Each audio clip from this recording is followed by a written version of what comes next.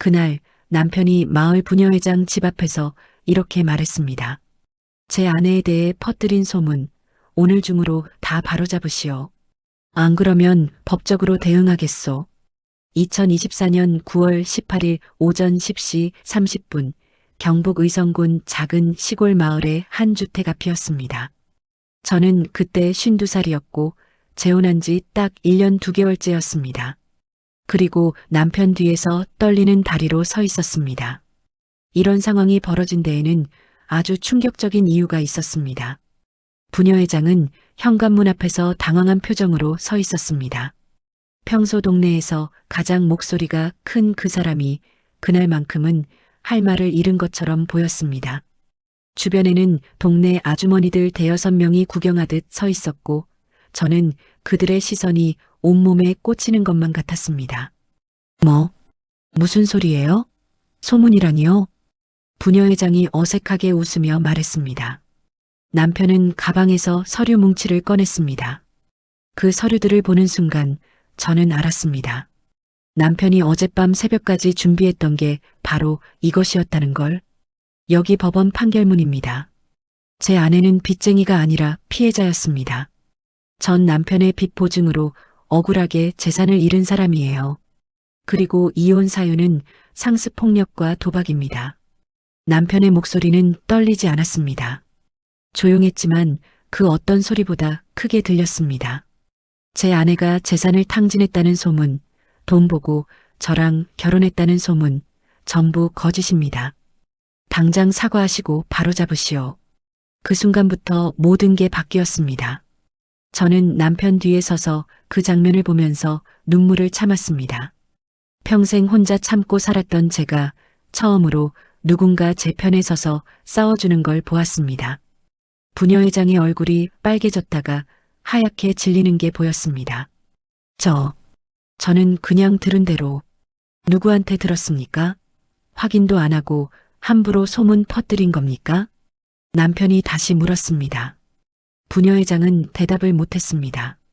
저는 그 순간 제 인생에서 가장 억울했던 기억들이 주마등처럼 스쳐 지나가는 걸 느꼈습니다. 전 남편한테 맞으면서도 참았던 날들, 빚쟁이들한테 쫓기면서도 딸을 지키려고 발버둥 쳤던 날들, 가리고 재혼 후에도 나는 행복할 자격이 없는 사람이라고 스스로를 가두었던 모든 시간들이요. 하지만 그날, 그 순간 저는 깨달았습니다. 제가 참을 필요가 없었다는 걸, 제 과거가 부끄러운 게 아니었다는 걸, 그리고 이제는 당당하게 살아도 된다는 걸. 주변에 서 있던 아주머니들의 표정도 변하고 있었습니다. 수군거리던 목소리들이 점점 작아졌습니다. 미안합니다. 제가 잘못 알았습니다. 부녀회장이 고개를 숙였습니다. 저는 그 모습을 보면서 비로소 숨을 쉴 수 있었습니다. 하지만 이 이야기는 사실 1년 전부터 시작됩니다. 재혼을 결심하기까지, 그리고 이 작은 마을에 시집오기까지 저에게는 아무도 모르는 긴 터널 같은 시간이 있었습니다. 빚쟁이로 몰려 도망치듯 서울을 떠나야 했던 이야기, 딸 하나 데리고 원룸에서 떨면서 살았던 이야기, 그리고 다시는 사랑하지 않겠다고 다짐했던 제가 어떻게 재혼을 결심하게 되었는지, 그 모든 이야기를요. 소문은 한순간에 퍼지지만 진실을 밝히기까지는 긴 시간이 필요했습니다. 그리고 그 시간 동안 저는 너무 많이 울었습니다. 1년 전 2023년 7월의 어느 새벽이었습니다. 저는 23살 딸과 함께 큰 캐리어 2개만 들고 서울 강서구 아파트를 빠져나왔습니다. 엘리베이터 안에서 딸이 물었습니다. 엄마, 정말 안 돌아오는 거지? 응. 다신 안 와. 그때 제 나이 51살이었습니다. 결혼 25년 만에 처음으로 내린 결정이었습니다. 사실 그 아파트는 제 명의가 아니었습니다. 이미 3개월 전에 전 남편이 제 모르게 팔아버렸거든요. 제가 친정아버지한테 물려받은 제 유일한 재산이었는데 말입니다. 남편은 그 돈으로 주식 투자를 했다가 전부 날렸고 저는 그 사실을 뒤늦게 알았습니다. 당신 명의로 해놓으면 빚쟁이들한테 빼앗길까봐 내가 먼저 처분한 거야. 고마운 줄 알아야지. 남편이 그렇게 말했을 때 저는 웃음이 나왔습니다. 고맙다고요? 제가 평생 일해서 모은 돈까지 합쳐 겨우 마련한 그 아파트를 제 허락도 없이 팔아버린 사람이 고마워하라고 했습니다. 하지만 그때도 저는 참았습니다. 결혼 생활 내내 그렇게 살았으니까요. 전 남편과의 결혼 생활을 한마디로 표현하자면 견디기였습니다. 26에 결혼해서 51살까지 25년을 그렇게 견뎠습니다. 남편은 겉으로는 멀쩡한 회사원이었지만 집에서는 도박과 술에 빠진 사람이었습니다. 밥이 왜 이래? 또 짜게 했어? 애가 왜 이렇게 공부를 못해? 당신 닮아서 그래. 내가 번 돈으로 먹고 사는 주제에 말대꾸야? 그런 말들은 약과였습니다. 화가 나면 그릇을 집어던지기 일쑤였고 술 먹고 들어온 날엔 손찌검도 서슴지 않았습니다. 하지만 저는 딸을 생각해서 참았습니다. 애 아빠라는 이유 하나만으로요. 결정타는 5년 전에 왔습니다. 남편이 친구 사업 보증을 섰다가 3억 원의 빚을 떠안게 된 겁니다. 하루아침에 빚쟁이가 된 거죠. 그때부터 남편은 더 난폭해졌습니다. 다 당신 때문이야. 당신이 내 운을 막아서 이렇게 됐어. 이유 없는 폭력이 시작됐습니다. 저는 그때부터 화장으로 멍을 가리는 법을 배웠습니다. 그러다 결국 이혼을 결심하게 된 건 딸이 대학 졸업하던 날이었습니다. 졸업식장에서 돌아온 딸이 제게 이렇게 말했습니다. 엄마, 이제 나 취직했으니까 우리 둘이 살자. 아빠랑 헤어져. 그 말을 듣는 순간 눈물이 났습니다. 딸을 위해 참았다고 생각했는데 딸은 이미 다 알고 있었던 겁니다. 제가 얼마나 힘들게 살았는지, 얼마나 많이 맞았는지 다 알고 있었던 거죠. 알았어. 헤어지자. 그렇게 이혼 절차를 시작했습니다. 하지만 남편은 순순히 응하지 않았습니다. 이혼? 좋아. 근데 위자료는 당신이 나한테 줘야 해. 내가 벌어온 돈으로 당신이 25년 동안 놀고 먹었잖아. 말도 안 되는 소리였지만 남편은 진심이었습니다. 게다가 제 명의 아파트를 이미 팔아버린 상태였기 때문에 저는 법적으로 불리한 위치에 있었습니다. 결국 이혼은 했지만 저는 아무것도 받지 못했습니다. 25년의 결혼 생활, 하지만 제 손에 남은 건 하나도 없었습니다. 아니, 하나 있었습니다. 딸이요. 이혼 후 딸과 함께 원룸으로 이사했습니다. 보증금 500만 원짜리 작은 방이었습니다. 딸은 취업 준비를 하고 있었고 저는 마트에서 계산원 일을 시작했습니다. 그렇게 6개월을 살았습니다. 힘들었지만 전 남편과 사는 것보다는 100배 나았습니다. 처음으로 제가 제 인생을 사는 것 같았으니까요. 그러던 어느 날이었습니다. 2023년 11월 마트에서 일을 마치고 퇴근하는데 낯익은 얼굴이 보였습니다. 고등학교 동창이었습니다. 순이야. 너 맞지? 언니, 정말 오랜만이다. 30년 만에 만난 친구는 저를 근처 카페로 데려갔습니다. 그리고 제 얘기를 듣더니 이렇게 말했습니다. 순이야, 우리 오빠 기억나? 나보다 2살 위였잖아. 응, 기억나지. 오빠가 5년 전에 언니 먼저 보내고 혼자 살아. 시골에서 농사 짓는데. 너 괜찮으면 한번 만나볼래? 저는 깜짝 놀랐습니다. 재혼? 저한테요? 51살에? 언니, 나 이혼녀야. 게다가 딸도 있고. 알아. 우리 오빠도 아들 2 다 키웠어. 다 장성해서 독립했고. 오빠도 외롭대. 그냥 한번 만나기만 해봐. 저는 거절하려다가 문득 궁금해졌습니다. 재혼이라는 게 저한테 가능한 일일까? 이 나이에도 누군가를 다시 만날 수 있을까? 생각해 볼게. 그날 밤 저는 딸에게 물었습니다. 지호야, 엄마가 만약에 재혼한다면 어떻게 생각해? 딸이 놀란 표정으로 저를 봤습니다. 엄마, 누구 소개받았어? 아직 만나지도 않았어. 근데 혹시나 해서. 딸이 제 손을 잡았습니다. 엄마가 행복하면 돼. 나는 상관없어. 그 말이 저한테 용기를 줬습니다. 한 달 후 저는 그 남자를 만났습니다. 경북 의성에서 올라온 그는 생각보다 말이 적고 무뚝뚝한 사람이었습니다. 하지만 제 이야기를 들을 때는 한 번도 제 말을 끊지 않았습니다.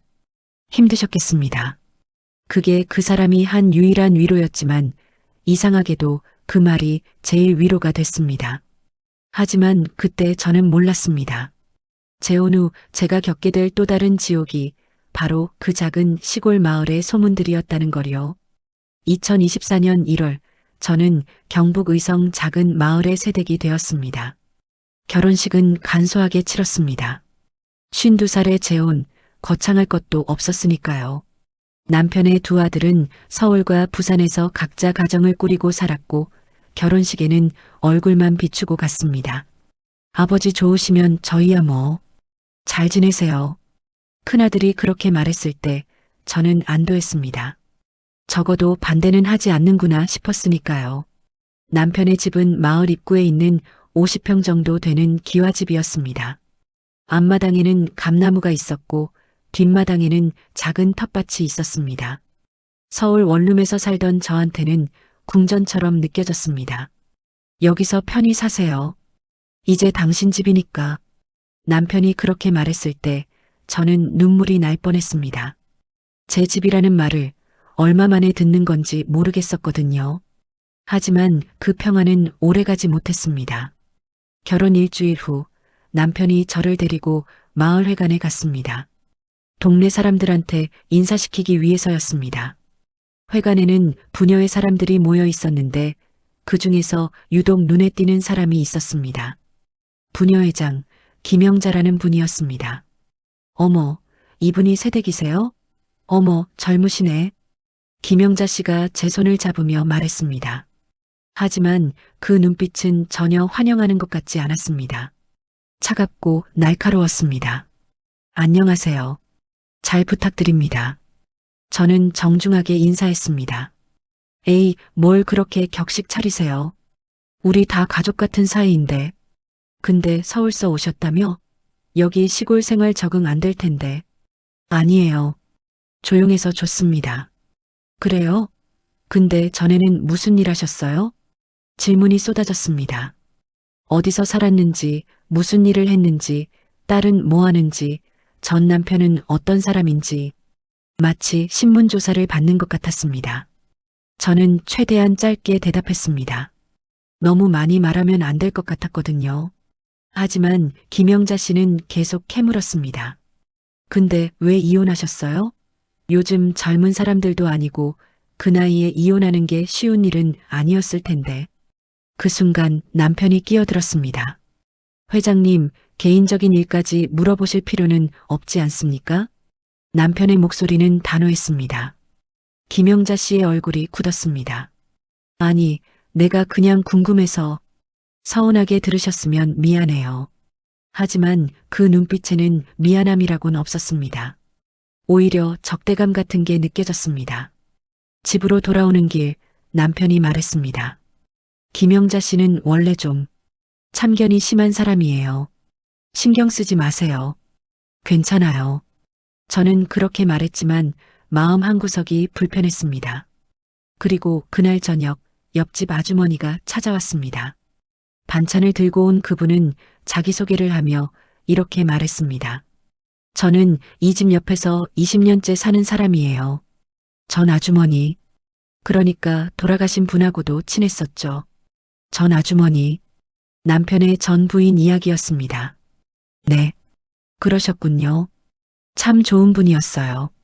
마을 사람들한테도 친절하고 부녀의 일도 열심히 하고 병으로 돌아가셨을 땐 다들 얼마나 안타까워했는지 몰라요. 저는 듣고만 있었습니다. 뭐라고 대꾸해야 할지 몰랐거든요.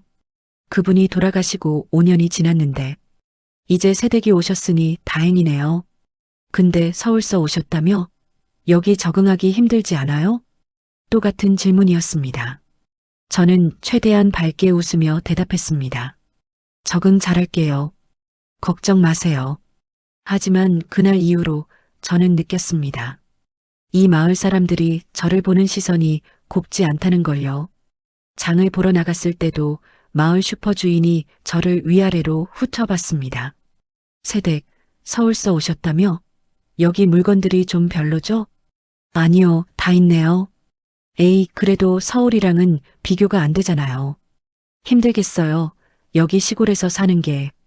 왜 자꾸 힘들 거라고 말하는 걸까요? 저는 이해가 안 갔습니다. 그리고 2월 어느 날 딸 지호가 주말에 내려왔습니다. 남편을 처음 만나는 자리였습니다. 안녕하세요. 지호라고 합니다. 그래요. 편하게 지내요. 남편은 딸에게도 친절했습니다. 저는 안심했습니다. 적어도 딸과는 잘 지낼 수 있을 것 같았으니까요.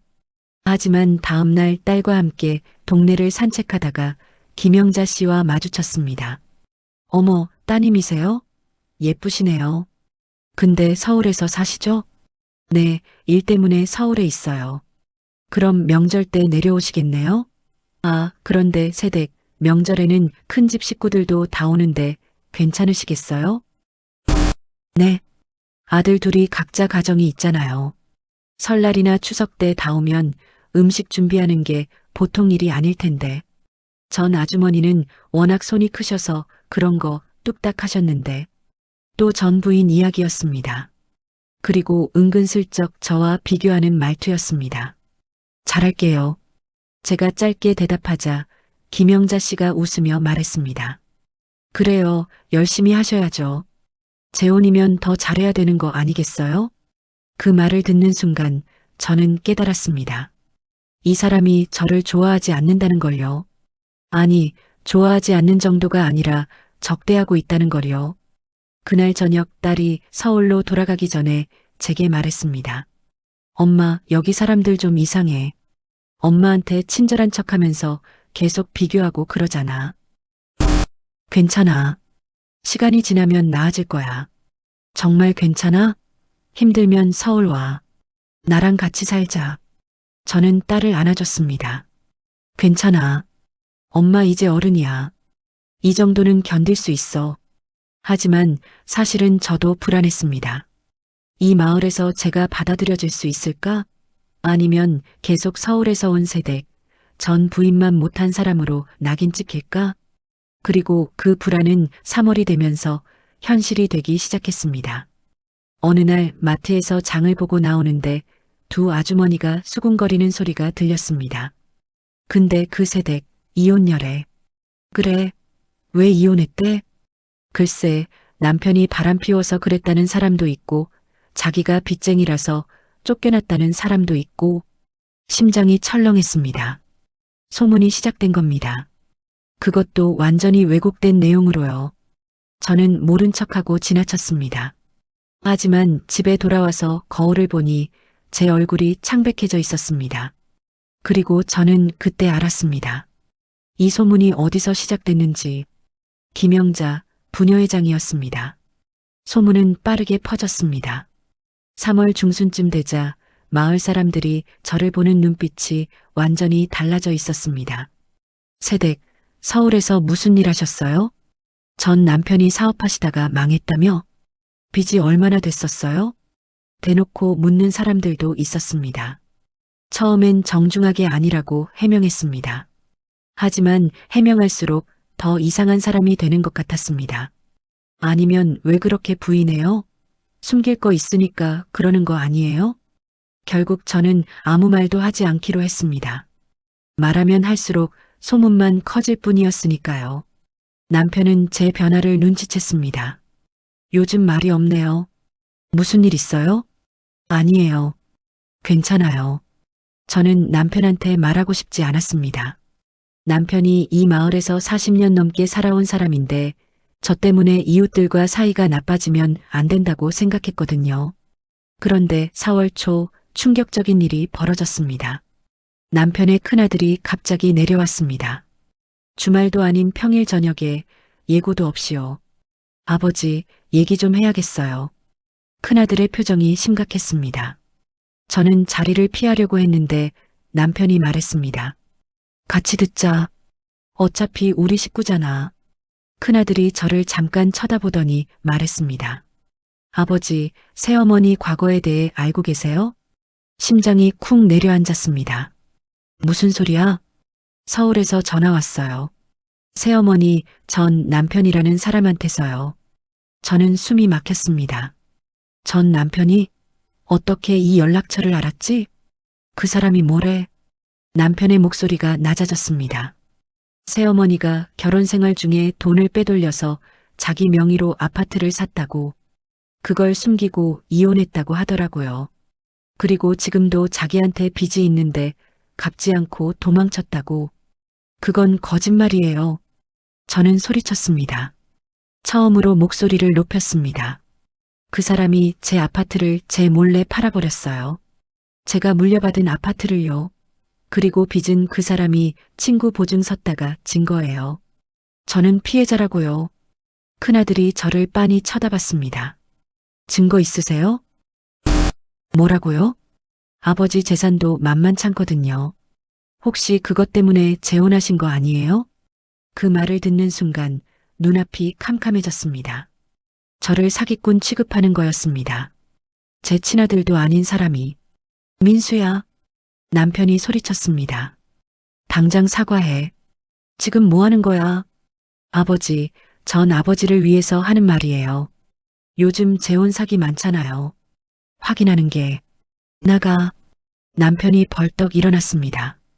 저는 남편이 그렇게 화내는 걸 처음 봤습니다. 당장 나가. 그리고 다시는 이런 소리 하지 마. 아버지가 바보로 보여? 큰아들은 할 말을 잃은 듯 잠시 서 있다가 결국 나갔습니다. 현관문이 쾅 닫히는 소리가 들렸습니다. 저는 주저앉았습니다. 남편이 제 어깨를 잡았습니다. 괜찮아요. 걱정 마세요. 미안해요. 저 때문에 아들하고. 아니에요. 저 녀석이 잘못했어요. 하지만 저는 알았습니다. 이 일이 제 잘못이라는 걸. 제 과거가, 제 이혼이 모든 게 문제였습니다. 그날 밤 저는 잠을 이룰 수 없었습니다. 전 남편이 어떻게 이 연락처를 알았을까? 누가 알려준 걸까? 그리고 다음 날 아침 답을 알게 됐습니다. 옆집 아주머니가 조심스럽게 찾아왔습니다. 세댁 미안한데 혹시 서울에 전 남편분이 계세요? 왜요?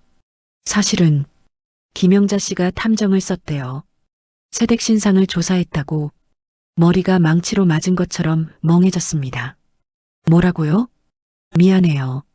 저도 어제 다른 사람한테 들어서 김영자 씨가 세댁 전 남편 연락처까지 알아내서 전화했다더라고요.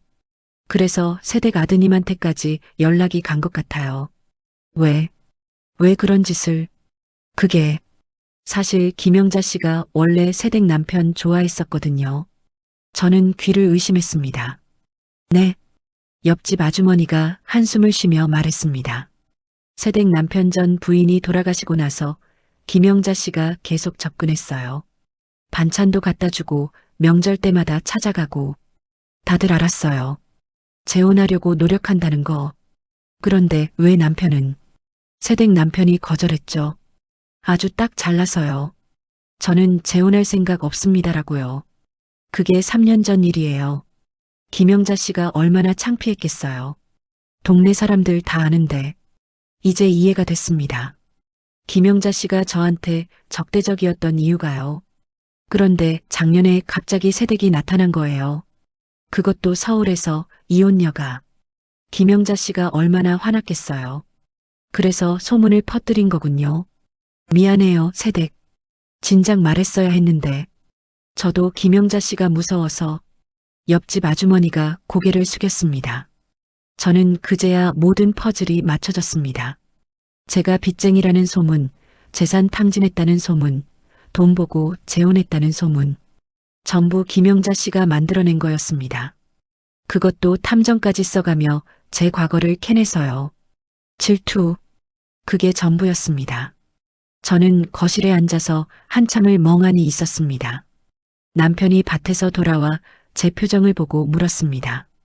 무슨 일 있어요? 저는 옆집 아주머니한테 들은 이야기를 전부 말했습니다.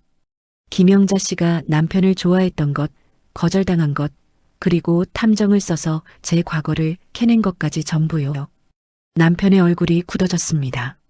그게 정말입니까? 옆집 아주머니가 그러시던데요. 남편이 한참 동안 아무 말이 없었습니다.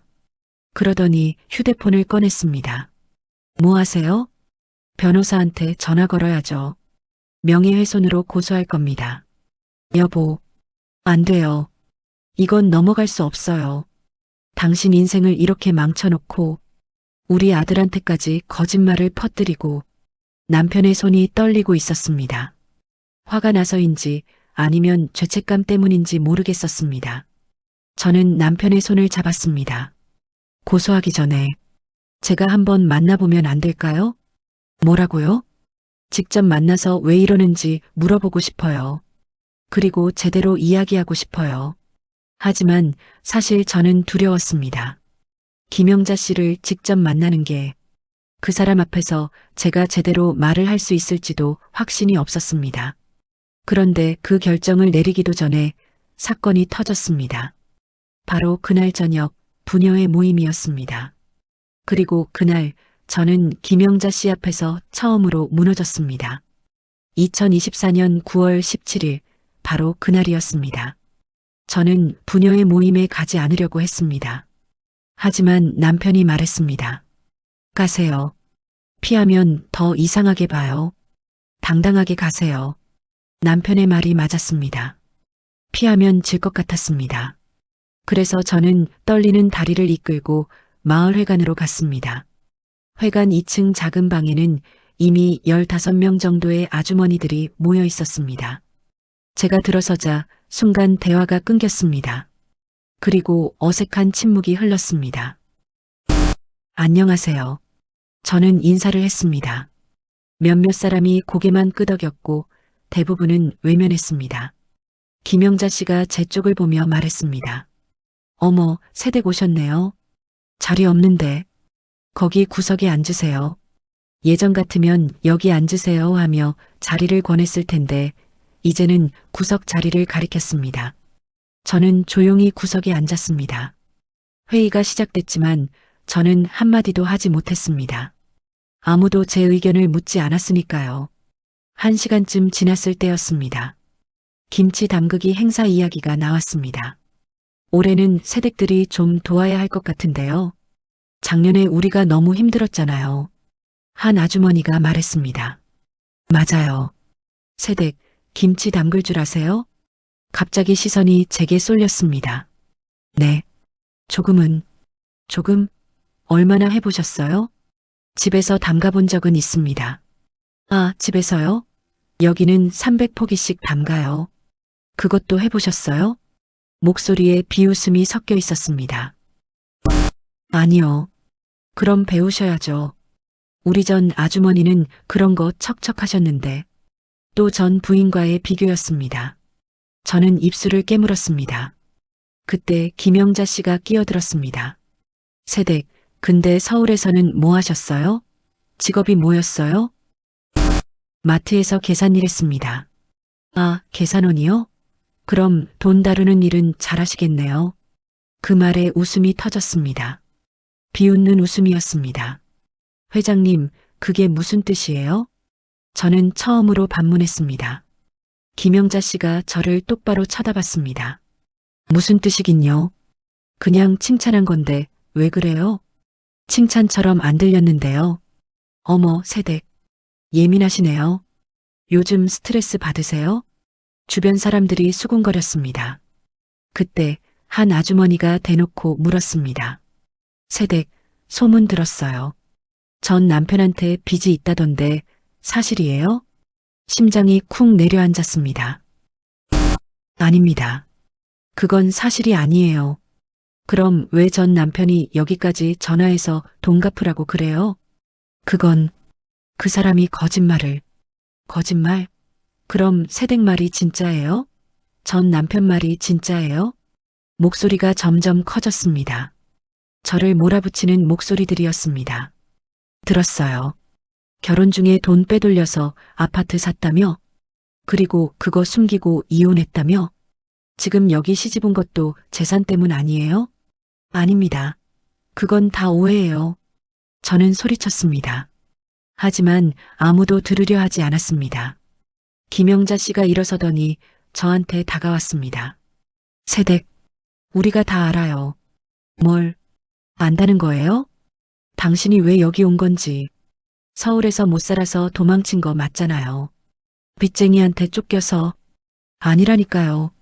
그리고 우리 마을에서 제일 재산 많은 사람 찾아서 재혼한 거죠. 계획적으로. 그게 아니에요. 저는 진심으로. 진심? 쉰이 넘어서 무슨 진심이에요? 다 계산이지. 그 순간 눈물이 났습니다. 참으려고 했지만 참을 수가 없었습니다. 저는 그런 사람 아니에요. 울기는요. 지금 피해자 코스프레예요? 김영자 씨의 목소리가 차가웠습니다. 우리 마을 사람들 호구로 아세요? 당신 같은 사람 때문에 우리가 피해보는 거예요. 제발 그만해주세요. 그만? 왜요? 사실인데. 아, 그리고 한 가지 더 알려드릴까요? 김영자 씨가 가방에서 서류를 꺼냈습니다. 이거 당신 신용등급이에요. 탐정한테 받았어요. 신용불량자 직전이더라고요. 이런 사람이 우리 마을에서 제일 살림 잘하는 집에 시집 왔어요. 서류를 보는 순간 저는 무너졌습니다. 그건 5년 전 제 신용등급이었습니다. 전 남편 빚 보증 때문에 추락했던 시절의 기록이었습니다. 지금은 많이 회복됐지만 그때는 정말 힘든 시기였습니다. 이게 어떻게 궁금했거든요. 당신이 누군지. 그래서 알아봤어요. 전문가한테 맡겨서 탐정을 쓴 게 사실이었습니다. 옆집 아주머니 말이 맞았습니다. 당신 전 남편한테 맞고 살았다며? 그것도 자기 잘못 아니에요? 남자가 이유 없이 때리겠어요? 뭐라고요? 맞을 짓을 했으니까 맞은 거죠. 당신이 돈 문제로 말썽 피웠으니까. 그 말을 듣는 순간 저는 완전히 무너졌습니다. 저를 때렸던 전 남편의 얼굴이 떠올랐습니다. 술 먹고 들어와 이유 없이 주먹을 휘둘렀던 그 사람. 제가 뭘 잘못했다고 맞아야 했는지 25년 동안 고민했던 그 질문이 다시 떠올랐습니다. 제발, 그만. 저는 울면서 일어났습니다. 더 이상 그 자리에 있을 수가 없었습니다. 어디 가요? 회의 아직 안 끝났는데. 김영자 씨가 말했습니다. 하지만 저는 대답하지 않고 밖으로 나왔습니다. 계단을 내려오면서 비틀거렸습니다. 눈물이 계속 났습니다. 집으로 가는 골목길, 가로등 불빛이 흐릿하게 보였습니다. 저는 제대로 걷지도 못했습니다. 현관문을 열었을 때 남편이 TV를 보고 있었습니다. 왔어요? 모임 어땠어요? 저는 좋았어요라고 거짓말했습니다. 차마 진실을 말할 수가 없었습니다. 화장실로 들어가서 문을 잠갔습니다. 그리고 그제야 소리내어 울었습니다. 입을 막고 몸을 웅크리고 1시간 동안 울었습니다. 거울 속 제 모습은 처참했습니다. 눈은 퉁퉁 부어 있고 얼굴은 새빨갛게 달아올라 있었습니다. 왜 나는 어디를 가도 이렇게 사는 걸까? 왜 내 과거는 나를 놓아주지 않는 걸까? 그때 남편이 문을 두드렸습니다. 여보, 괜찮아요? 저는 대답할 수 없었습니다. 목이 메어서 소리가 나오지 않았습니다. 문 열어요. 제발. 남편의 목소리가 떨렸습니다. 저는 찬물로 얼굴을 씻고 나왔습니다. 하지만 남편은 제 눈을 보자마자 알았습니다. 울었어요? 부녀회에서 무슨 일 있었어요? 저는 고개를 저었습니다. 하지만 남편은 제 어깨를 잡았습니다. 말해봐요. 뭐라고 했어요? 결국 저는 다 말했습니다. 김영자 씨가 했던 말들, 신용등급 서류, 맞을 짓을 했다는 그 말까지 전부요. 남편은 아무 말 없이 듣고만 있었습니다. 하지만 그 주먹이 떨리고 있다는 걸 저는 봤습니다. 제가 다 말하고 나자 남편은 휴대폰을 꺼냈습니다. 지금 전화해야겠어요. 누구한테요? 변호사요. 그리고 내일 아침 김영자 씨 집에 갈 거예요. 여보, 안 돼요. 괜히 일 커지면. 커져야 해요. 이건 넘어갈 수 없어요. 남편의 목소리는 조용했지만 확고했습니다. 내일 아침 나랑 같이 가요. 그 사람 앞에서 당당하게 서 있어요. 당신이 잘못한 게 하나도 없다는 걸 증명할 거예요. 그날 밤 남편은 서재에서 새벽까지 무언가를 준비했습니다. 저는 침대에 누워 천장만 바라봤습니다. 내일이 두려웠습니다. 하지만 동시에 이제는 정말 싸워야 한다는 걸 알았습니다. 2024년 9월 18일 아침 7시 남편이 저를 깨웠습니다. 일어나세요. 준비됐어요. 남편의 얼굴에는 밤새 잠을 못 잔 흔적이 역력했습니다. 하지만 눈빛만큼은 또렷했습니다. 정말 가야 해요? 네, 가야 해요. 이제 끝내야죠. 남편이 서재에서 가져온 서류 가방은 두툼했습니다.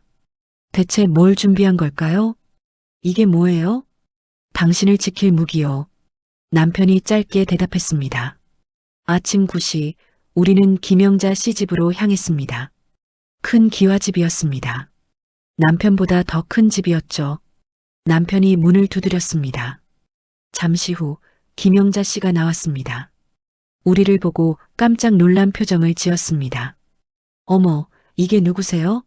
아침부터 김영자 씨 할 얘기가 있어서 왔습니다. 남편의 목소리는 냉정했습니다. 무슨 일인데요? 바쁜데. 안 바쁘실 겁니다. 이건 회장님한테도 중요한 일이니까요. 남편이 그렇게 말하자 김영자 씨의 표정이 굳었습니다. 들어오세요. 거실에 앉았습니다. 김영자 씨는 커피를 권하지도 않았습니다. 그래서 무슨 일이세요? 제 아내에 대해 퍼뜨린 소문 때문에 왔습니다. 남편이 단도직입적으로 말했습니다. 소문? 무슨 소문이요? 김영자 씨가 시치미를 뗐습니다. 빚쟁이라는 소문, 재산 탕진했다는 소문, 돈 보고 재혼했다는 소문. 회장님이 만들어서 퍼뜨린 거 다 압니다. 증거라도 있어요? 내가 언제? 남편이 가방에서 서류를 꺼냈습니다. 먼저 이것부터 보시죠. 법원 판결문입니다. 김영자 씨가 서류를 보려 하지 않자 남편이 큰 소리로 읽기 시작했습니다. 피고인 이진수제 아내 전 남편은 원고 한순희에게 폭행 및 재산 무단 처분에 대한 책임이 있으며 원고는 피고인의 빚 보증 피해자로 인정됨. 김영자 씨의 얼굴이 하얗게 질렸습니다. 제 아내는 빚쟁이가 아니라 피해자였습니다. 전 남편의 폭력과 사기로 고통받은 사람이에요. 그런데 회장님은 탐정까지 동원해서 왜곡된 정보를 수집하고 그걸 마을 사람들한테 퍼뜨렸죠. 나는 아직 끝나지 않았습니다. 남편이 다른 서류를 꺼냈습니다. 이건 제 아내의 현재 신용등급입니다.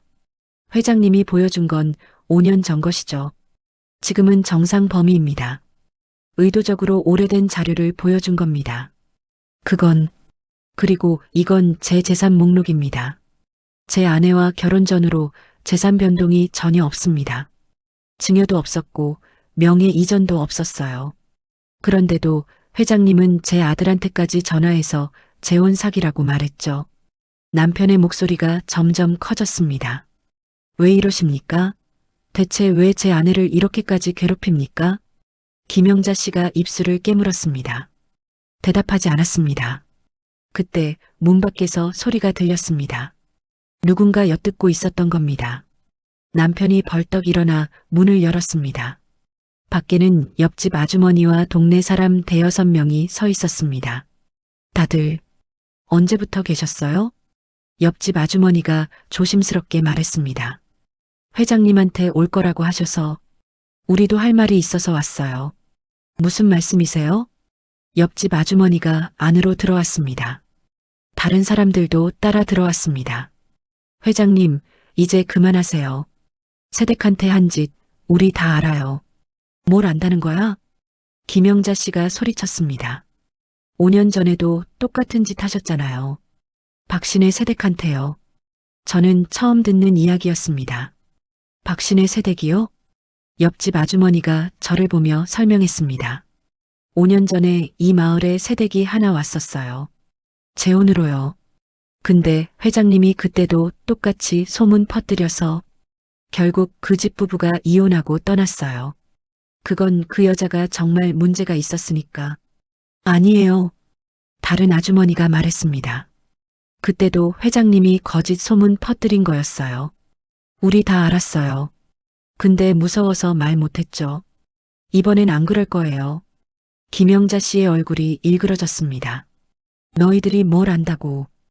회장님이 왜 이러는지도 알아요. 옆집 아주머니가 남편을 보며 말했습니다. 이분한테 청혼했다가 거절당했잖아요. 그때부터 이상했어요. 누구든 이분이 만나는 사람 있으면 시기하고. 순간 김영자 씨가 소리를 질렀습니다. 닥쳐. 다들 닥쳐.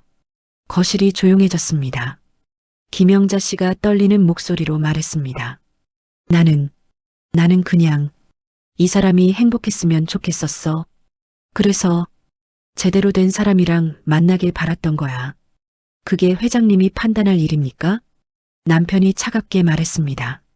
제 인생은 제가 결정합니다. 회장님이 아니에요. 김영자 씨가 주저앉았습니다. 울기 시작했습니다. 미안해요. 하지만 저는 그 눈물이 진심인지 알 수 없었습니다. 남편이 마지막 서류를 꺼냈습니다. 이건 변호사 선임 서류입니다. 명예훼손과 허위사실 유포로 고소할 준비가 돼 있어요. 회장님이 지금 당장 2가지를 하지 않으면 바로 접수합니다. 두 가지가 뭔데요? 첫째, 마을 사람들 앞에서 공개 사과하세요. 제 아내한테 퍼뜨린 모든 소문이 거짓이었다고요. 김영자 씨가 고개를 숙였습니다. 둘째, 제 아들한테 전화해서 거짓말한 것 사과하세요.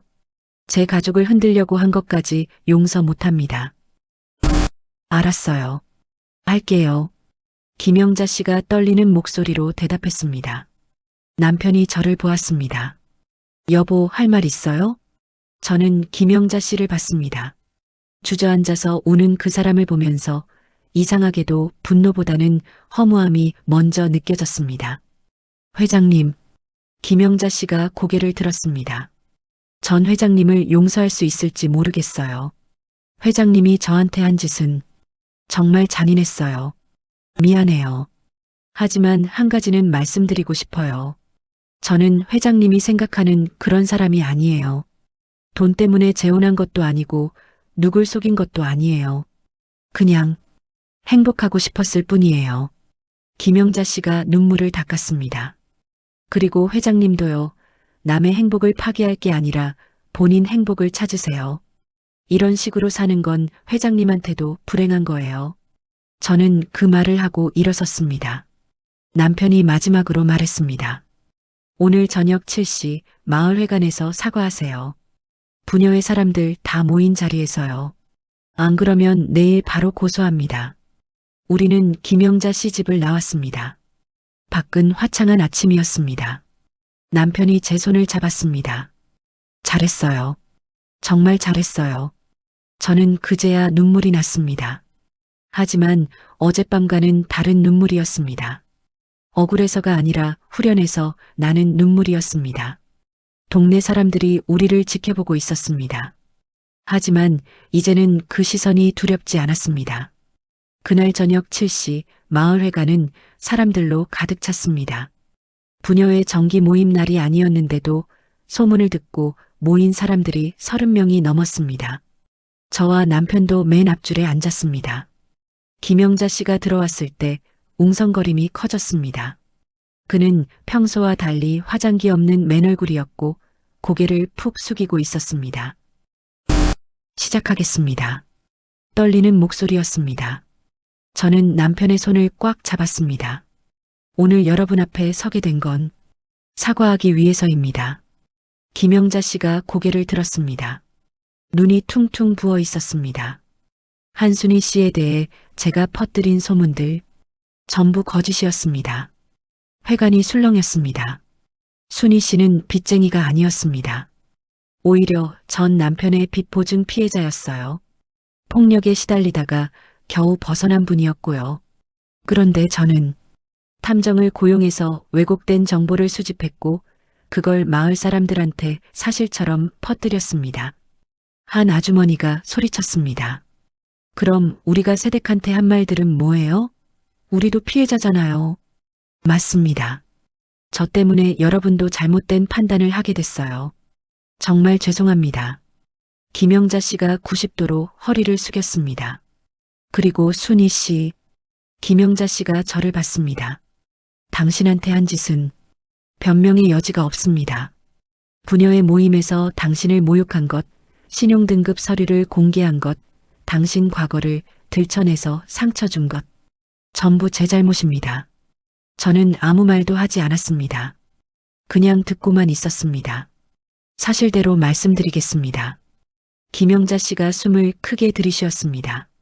저는 순희 씨 남편을 좋아했었습니다. 5년 전 그분 부인이 돌아가시고 나서 3년 동안 제가 접근했어요. 하지만 거절당했죠. 그게 자존심이 상했습니다. 회관이 조용해졌습니다. 그러다 작년에 순희 씨가 나타났어요. 서울에서 온 이혼녀가 제가 못 얻은 사람을 데려간 거예요. 그게 받아들여지지 않았습니다. 그래서 괴롭힌 겁니다. 제 질투와 분노 때문에요. 김영자 씨가 다시 절을 했습니다. 순희 씨, 정말 미안합니다. 용서해달라는 말은 차마 못하겠습니다. 용서받을 자격이 없으니까요. 회관이 정적에 휩싸였습니다. 저는 천천히 일어났습니다. 사람들의 시선이 저한테 쏠렸습니다. 회장님, 제 목소리가 떨렸지만 또렷했습니다. 저는 지난 9개월 동안 정말 힘들었어요. 회장님이 퍼뜨린 소문 때문에 동네 사람들한테 손가락질 받았고 남편 아들한테까지 의심받았어요. 밤마다 울면서 내가 뭘 잘못했지? 라고 자책했어요. 김영자 씨가 고개를 더 숙였습니다. 하지만 회장님 말 들으니까 이해는 됩니다. 이해한다고 용서하는 건 아니지만요. 저는 한 발 앞으로 나갔습니다. 저도 사랑하는 사람 잃어본 적 있어요. 아니, 사랑이 아니었지만 25년을 함께한 사람과 헤어진 적 있죠. 그때 얼마나 힘들었는지 알아요. 하지만 그렇다고 해서 다른 사람을 괴롭힐 권리는 없어요. 알고 있습니다. 용서는 시간이 필요할 것 같아요. 지금 당장은 못하겠어요. 하지만 회장님이 진심으로 뉘우친다면 언젠가는 용서할 수 있을지도 모르겠어요. 김영자 씨가 눈물을 흘렸습니다. 그때 옆집 아주머니가 일어났습니다. 세댁, 저희도 사과해야 해요. 저희도 소문 믿고 당신한테 차갑게 대했어요. 확인도 안 하고 판단했죠. 정말 미안해요. 다른 아주머니들도 하나둘 일어났습니다. 저도 미안해요. 김장 담글 줄 아냐고 물을 때 비웃는 투로 말했어요. 저는 전 아주머니랑 비교했어요. 그것도 잘못이었어요. 저도 마트에서 서울이랑 비교 안 된다고 말했어요. 미안해요. 사과가 쏟아졌습니다. 저는 그 모습을 보면서 눈물이 났습니다. 괜찮아요, 다들. 괜찮아요. 남편이 일어나서 말했습니다. 오늘 이 자리는 끝이 아니라 시작입니다. 우리 마을이 다시 화합할 수 있는 시작이요. 제 아내도 여러분도 모두 이 마을 식구입니다. 앞으로 잘 지냅시다. 박수가 터져 나왔습니다. 처음에는 몇 명이었다가 점점 커졌습니다. 회의가 끝나고 여러 사람이 저한테 다가왔습니다. 세댁, 다음 주에 우리 집에 놀러 와요. 된장찌개 끓여줄게요. 김장 담글 때 제가 가르쳐 드릴게요. 어렵지 않아요. 설날 때 떡국 끓이는 법도 알려드릴게요. 따뜻한 말들이었습니다. 9개월 만에 처음 듣는 진심 어린 환대였습니다. 집으로 돌아오는 길 남편이 제 손을 잡았습니다. 힘들었죠? 네. 하지만 이제 괜찮을 것 같아요. 정말 잘했어요. 당당하게 말하는 모습 멋있었어요. 저는 남편을 보며 웃었습니다. 결혼 후 처음으로 진심으로 웃는 것 같았습니다. 그날 밤 딸 지호한테서 전화가 왔습니다. 엄마, 큰오빠한테서 전화 왔어. 사과하더라. 정말? 응. 김영자 씨가 전화해서 거짓말한 거 인정했대. 엄마한테 오해해서 미안하다고. 그리고 이번 설날에 내려간대. 가족들 다 모이자고. 엄마한테 제대로 인사드리고 싶다고. 저는 눈물이 났습니다. 엄마 울어? 아니야. 아니야. 그냥 기쁜 눈물이야. 엄마 정말 잘했어. 도망치지 않고 싸워줘서 고마워. 전화를 끊고 저는 베란다로 나갔습니다. 시골 밤하늘에는 별이 가득했습니다. 서울에서는 볼 수 없었던 별들이었습니다. 남편이 뒤에서 저를 안았습니다. 이제 정말 우리 집이네요. 네. 이제는요. 저는 처음으로 이 마을이, 이 집이 제 집이라는 느낌이 들었습니다. 다음 날 아침 현관 앞에 무언가가 놓여 있었습니다. 옆집 아주머니가 갖다 놓은 김치였습니다. 쪽지가 붙어 있었습니다. 새댁, 우리 집 김치예요. 맛있게 드세요. 그리고 정말 미안했어요. 마이너스 옆집 올림. 그날 오후 김영자 씨한테서 문자가 왔습니다. 순희 씨, 저 부녀회장 그만두기로 했어요. 제가 있으면 당신이 불편할 것 같아서요. 다시 한번 미안하다는 말 전합니다. 저는 한참을 고민하다가 답장을 보냈습니다. 그만두실 필요는 없어요. 다만 앞으로는 사람 판단을 함부로 하지 마세요. 저도 노력하겠습니다. 김영자 씨한테서 바로 답장이 왔습니다. 고맙습니다. 정말 고맙습니다. 저는 휴대폰을 내려놓고 창밖을 봤습니다. 앞마당 감나무에 까치가 앉아 있었습니다. 예전에는 보이지 않았던 풍경이었습니다. 아니, 보이지 않았던 게 아니라 볼 여유가 없었던 거겠죠. 이제는 보였습니다. 이 마을의 아름다움이, 사람들의 진심이, 그리고 제가 여기서 행복할 수 있다는 가능성이요. 그로부터 3개월이 지났습니다. 2024년 12월 저는 53살이 되었습니다. 마을회관에서의 그날 이후 많은 것이 변했습니다. 아니, 제가 변했다는 게 더 정확한 표현일 것 같습니다. 이제 저는 마트에 가도 부녀의 모임에 가도 당당합니다. 사람들도 저를 대하는 태도가 완전히 달라졌습니다. 진짜 마을 사람으로 받아들여진 느낌이었습니다. 새댁, 이번 주말에 우리 집에서 김장하는 데 와서 좀 도와줘요. 새댁, 떡 쪘는데 가져가요. 우리 손주 주려고 만든 건데 너무 많이 쪄서. 새댁, 다음 달 부녀회 회장 선거에 나가볼 생각 없어요? 다들 새댁이 좋다고 하던데. 웃으며 거절했습니다. 아직 회장까지는 너무 빠른 것 같았으니까요. 김영자 씨는 결국 부녀회장 자리에서 물러났습니다. 스스로 선택한 일이었습니다. 새로운 회장은 옆집 아주머니가 맡았습니다. 김영자 씨와 저는 친구가 되진 못했습니다. 하지만 마을에서 마주치면 인사는 나눴습니다. 어색했지만 그것만으로도 충분했습니다. 어느 날 김영자 씨가 조심스럽게 다가왔습니다. 순희 씨, 잠깐 시간 괜찮아요? 네, 괜찮아요. 저 심리상담 받기로 했어요. 선생님이 권유해서요. 제가 왜 이렇게 됐는지 제대로 알고 싶어서요. 저는 놀랐습니다. 김영자 씨가 변하려고 노력하고 있었던 겁니다. 잘하셨어요. 정말요. 당신 덕분이에요. 당신이 저한테 거울이 돼줬어요. 제가 얼마나 추한 사람이었는지 보게 해줬어요. 회장님도 행복하세요. 진짜로요. 김영자 씨가 처음으로 진심으로 웃었습니다. 저도 웃었습니다. 12월 중순 남편의 큰아들 민수가 아내와 아이들을 데리고 내려왔습니다. 공식적으로 인사드리러 왔다고 했습니다. 어머니, 그때 정말 죄송했습니다. 민수가 90도로 절을 했습니다. 옆에 있던 며느리도 함께 절했습니다. 괜찮아요. 다 지난 일이에요. 아니에요. 어머니 과거도 확인 안 하고 아버지 말씀도 안 믿고 정말 잘못했어요. 이제 그만해요. 앞으로 잘 지내면 돼요. 손주들이 저를 할머니라고 불렀을 때 가슴이 뭉클했습니다. 제게도 손주가 생긴 거나 다름없었으니까요. 저녁을 먹으면서 민수가 말했습니다.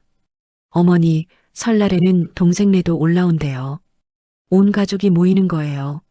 제대로 된 가족 모임이요. 남편이 저를 보며 웃었습니다. 저도 웃었습니다.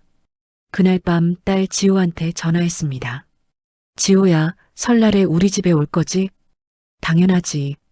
큰오빠네도 온다며? 나도 갈게. 근데 엄마. 왜? 엄마 목소리가 완전 달라졌어. 예전엔 항상 조심스러웠는데 이제는 진짜 당당해진 것 같아. 저는 웃음이 났습니다. 그래, 엄마가 달라졌어? 응, 좋은 의미로. 엄마가 드디어 엄마 인생을 사는 것 같아서 좋아. 전화를 끊고 저는 거울을 봤습니다. 거울 속의 제 얼굴은 9개월 전과 달랐습니다. 주름은 그대로였지만 눈빛이 달랐습니다. 더 이상 눈치 보는 사람의 눈이 아니었습니다. 12월 31일 한 해의 마지막 날이었습니다. 저는 남편과 함께 마을 뒷산에 올랐습니다. 해넘이를 보러요. 여보, 올해 어땠어요? 남편이 물었습니다. 힘들었지만 의미 있었어요. 저를 찾은 한 해였던 것 같아요. 찾았어요? 뭐요? 제 목소리요. 평생 숨기고 살았던 제 진짜 목소리를요. 해가 지고 있었습니다. 붉은 노을이 하늘을 물들였습니다. 고마워요, 여보. 왜요? 제 편이 되어줘서요. 제가 싸울 수 있게 힘이 되어줘서요. 당연한 거예요. 부부잖아요. 남편이 제 손을 꽉 잡았습니다. 앞으로도 당신 편이에요. 평생요. 그 순간 저는 깨달았습니다. 행복이란 게 거창한 게 아니라는 걸요. 누군가 내 편이 되어주는 것, 내가 나답게 살 수 있는 것, 그게 바로 행복이라는 거요. 2025년 1월 1일, 새해 첫날이었습니다. 아침 일찍 일어나 떡국을 끓였습니다. 설날에 온 가족이 먹을 떡국을 미리 연습하는 거였습니다. 남편이 주방에 들어오며 말했습니다. 냄새 좋네요. 뭐 하세요? 떡국이요. 설날에 잘 끓여야 할 것 같아서 미리 연습해요. 맛있겠네요. 맛봐주세요. 간이 어때요? 남편이 한 숟가락 떠서 먹었습니다. 완벽해요. 우리 엄마가 해준 떡국 맛이랑 똑같아요. 저는 놀랐습니다. 전 부인의 떡국 맛이랑 같다니요. 정말이에요? 근데 괜찮아요? 전 아주머니 생각나면. 괜찮아요. 좋은 기억이니까요. 그리고 이제는 당신이 만든 떡국이 우리 집 맛이 될 거예요. 그 말이 위로가 됐습니다. 제가 전 부인을 대체하는 게 아니라 새로운 가족의 역사를 만들어가는 거라는 걸 깨달았습니다. 오후에 옆집 아주머니가 찾아왔습니다. 새댁, 이거 받아요. 새해 복 많이 받으라고 손수건에 싼 무언가를 건넸습니다. 열어보니 돈이었습니다. 이게 뭐예요?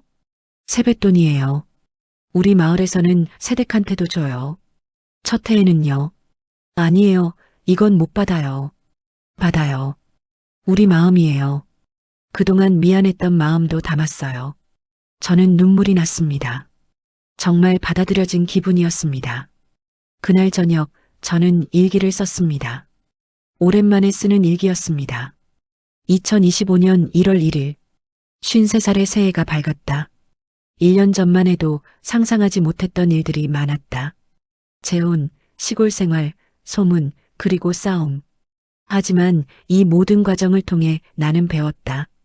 참는 게 미덕이 아니라는 걸, 당당하게 사는 게 옳다는 걸, 그리고 내 편이 되어줄 사람이 있다면 어떤 어려움도 이겨낼 수 있다는 걸. 김영자 씨한테는 아직도 복잡한 감정이 있다. 용서했다고 말하기엔 상처가 너무 깊다. 하지만 미워하지도 않는다. 그 사람도 외롭고 아팠을 거라는 걸 이제는 안다. 내년 설날에는 온 가족이 모인다. 남편의 아들들도 며느리들도 손주들도 그리고 내 딸 지호도. 우리는 진짜 가족이 될 것이다. 나는 더 이상 누군가의 그늘에 숨지 않는다. 나는 한순이로 당당하게 산다. 일기를 닫고 저는 창밖을 봤습니다. 첫눈이 내리고 있었습니다. 새해 첫날의 첫눈이었습니다. 남편이 다가와 어깨를 감쌌습니다. 눈 오네요. 네. 예쁘네요. 내년에도 그 다음 해에도 계속 이렇게 함께 보고 싶어요. 그럴 거예요. 우리 함께 할 거예요. 저는 남편을 보며 웃었습니다. 그리고 마음속으로 다짐했습니다. 앞으로는 절대 참지 않겠다. 내 목소리를 내며 살겠다. 당당하게, 떳떳하게, 나답게 살겠다. 이 이야기를 듣고 계신 여러분께도 말씀드리고 싶습니다. 참지 마세요. 억울한 일을 당했다면 싸우세요. 소문에 시달린다면 진실을 밝히세요. 혼자라고 생각하지 마세요. 반드시 당신 편이 되어줄 사람이 있습니다. 저는 53살에 제 인생의 새로운 장을 열었습니다. 여러분도 할 수 있습니다. 나이는 중요하지 않습니다. 중요한 건 용기입니다. 당신의 인생은 당신의 것입니다.